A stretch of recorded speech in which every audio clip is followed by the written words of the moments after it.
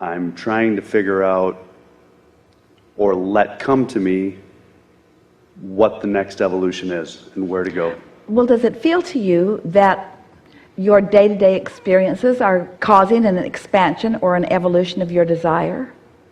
Sometimes, but not always. There's something that we're hearing in your question to us, and it's common. It's something that we hear from a lot of you. There's a distortion in understanding that we're going to clarify here for you. The basis of this conversation is about momentum, but it's also about inspiration. It's about allowing. It's about receiving. It's about manifesting. So just sort of stay with that flow just a little bit. So let's say that you're trying to decide something. Well, instead of deciding it, receive it. And feel the difference between a decision and a receiving. Okay. So, I just got an idea. Oh, I have the best idea. Feel the difference between I have the best idea and I'm receiving a really good idea. So, we've been talking about asking, which sounds like deciding, doesn't it? I know what I don't want, so I've decided what I do want. And then we say, what you've asked for immediately becomes. And then you have to find a way of receiving what you've asked for. So, what we want to say to you, and it feels odd to someone who prides themselves in being decisive, but you've already done the asking, and now your work is to do the receiving. But what's interesting about that is that as the receiving begins to happen, it feels like the deciding. When what you've been asking for manifests, there is a sort of completion of the cycle that is so satisfying that as it happens within you, it feels to you like that's the point that you're making it happen. But it isn't the point that you're making it happen, because the whole thing is necessary for the becoming of it. Now, we've been saying that to you even in this forum a few times, and so we know you sort of kind of get it, and we know you're sort of kind of sick of that conversation because we keep having it. So let's make it more tangible. So we want you to focus for a little bit on being in a moment where ideas are flowing to you. And we want you to think of those ideas that are flowing to you as manifestations. Manifestations that are occurring to you. Manifestations that are being realized by you. So rather than deciding, we will use the word realization. We won't use the word something is being revealed to you now, all of a sudden, because it's been being revealed to you for a very long time. It's just that now you are in the stance of realizing it. So there was so much that you put into motion. Our friend wanted to know what's really in my vortex. There was so much that you put there even before you became consciousness in this physical body, because you knew what the framework of a really wonderful life experience would be. So there was so much that you put there. And because it was there, the characteristics of you as you were born, the way you evolved, even the environment in which you were born, all of those were perfect, satisfying components to these intentions that you had set forth. Now, a lot of people want to say, just give me the big picture. Just tell me who it is that I'm supposed to be. And we say, every single time we try to do that, you make a comparison between that and where you think you are, or that and what you think you want, and everything gets all mixed up. That's why for the last many hundreds of thousands of incarnations, that's not been the way you have wanted to play that game. In other words, you don't want standards to be set by something that feels like it's outside of you that you are now trying to live up to. You want to be the discoverer of that. In other words, that's what the molding of the clay is right here and now. It's the preparing of your ability to be the realizer of what's there. So that's why we began all those years ago, as we began expressing through Esther in this format, to say 3 steps to the process. You ask, law of attraction and the source within you causes a formulation of it, and then you get to the place that you are allowing it or receiving it. So in the context of this conversation, we want to call the deciding moment, the receiving moment. The moment when you realize, and really, that was a lot of talking that we just did to sort of speak your question all over again, because that's what you basically said to us in the few words that you spoke as we first began here. You said, I've been doing a lot of things, I've been living a lot of life, I've come to a lot of conclusions, and now I want to know. And can you feel what we're getting at? We want you to back away from the sense that there's stuff that I should be doing or that I'm meant to do, and instead just accept that you've created all kinds of things that have already gathered a lot of momentum. And when you were in that place of chilling out, that place of not trying so hard, that place of not caring how you are perceived by anyone else, when you become someone who just wants to realize what you have already created and wants to experience the satisfaction of that realization, that's that sweet spot that you are reaching for. And I've had a lot of that. That's what's led me to where I am.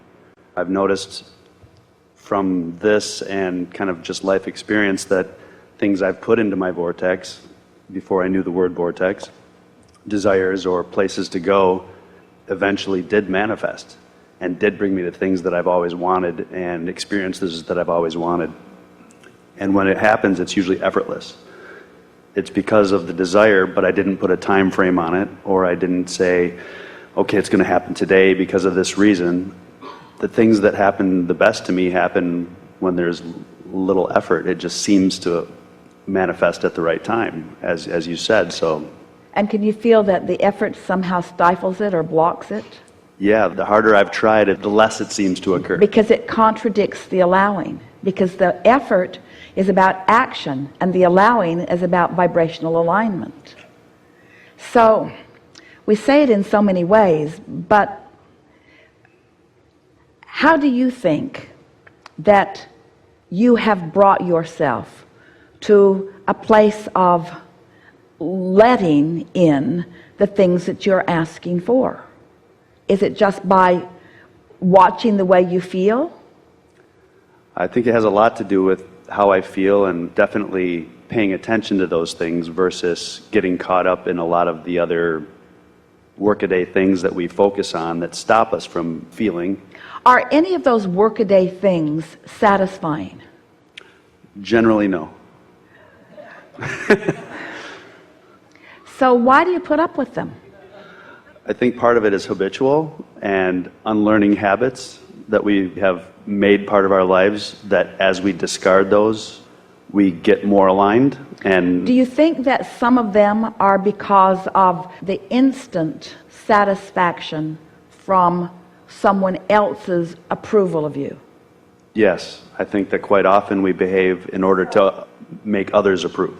So you're going for the short term rather than the long term a little bit. You're looking for something that you can get instantly rather than something that's coming a little bit later. But can you feel how it's the manipulation of a condition for immediate effect rather than a realization of the emotion without the condition?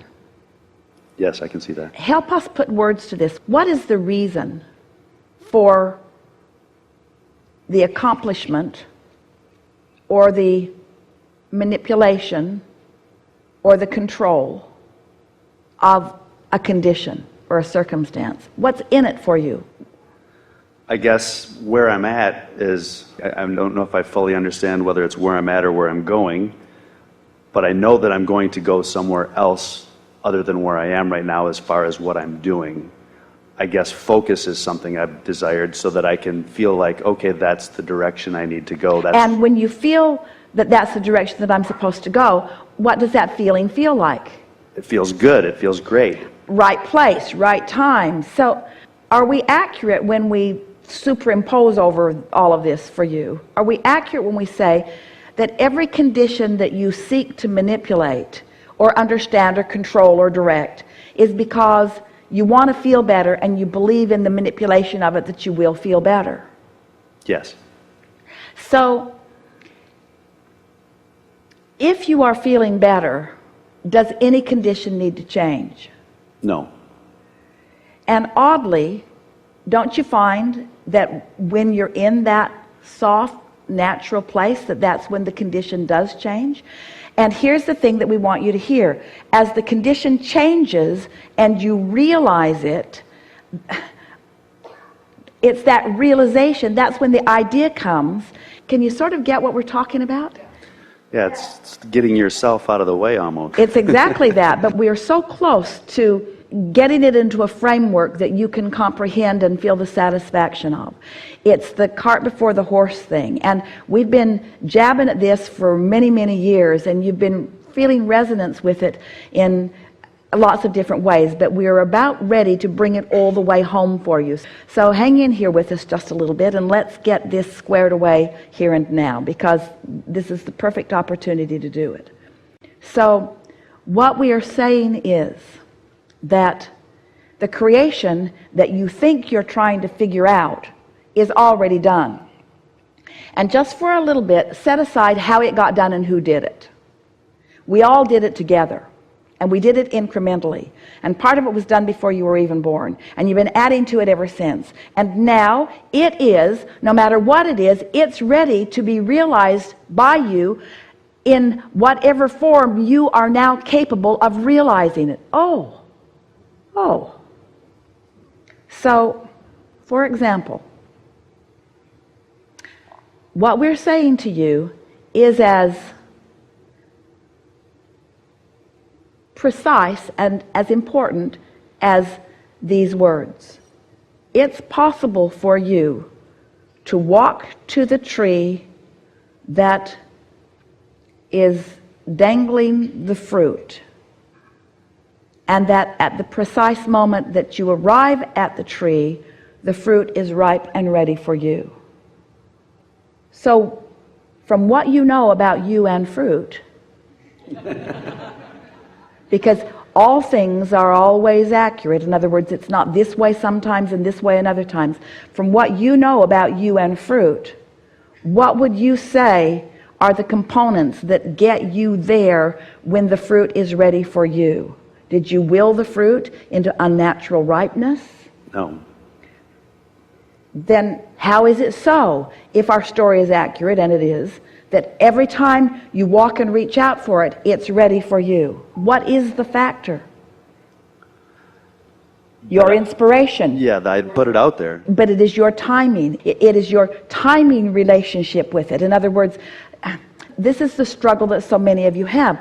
Things are in your vortex and they are ready for you. The question is, are you ready for them? And then the bigger question is, what are you going to do so that you are ready for them? Because you think that the fruit's out there having its experience on its own, and it is never having its experience apart from you. You and the fruit are one. Write that down. You are one. So how are you going to have a satisfying experience with it? It's already done its part. It's already received from you all that you've asked for it to be. It already has become. And all of the elements of the universe and source, it has already come to fruition. It's already there. And so what are the elements? What do you bring to the party? What do you bring to this co-creation? And it's all about your readiness. So then we'll just speak the obvious. If you are upset about things, if you are mad about things, if you are not pleased with the way life has been going for you, if you've been beating the drum of things going wrong, then you're nowhere near vibrational readiness to receive that. And so you get there and it's not ready, or you get there or it's rotten. Then you come to these erroneous and flawed conclusions that there's something wrong with you. And we want to say nothing is ever wrong with you. It's just your timing is off. And by your timing being off, we mean your vibrational frequency is not in balance with what you're wanting. When you ask for something, it is there, but you've got to find the frequency of what you're asking for.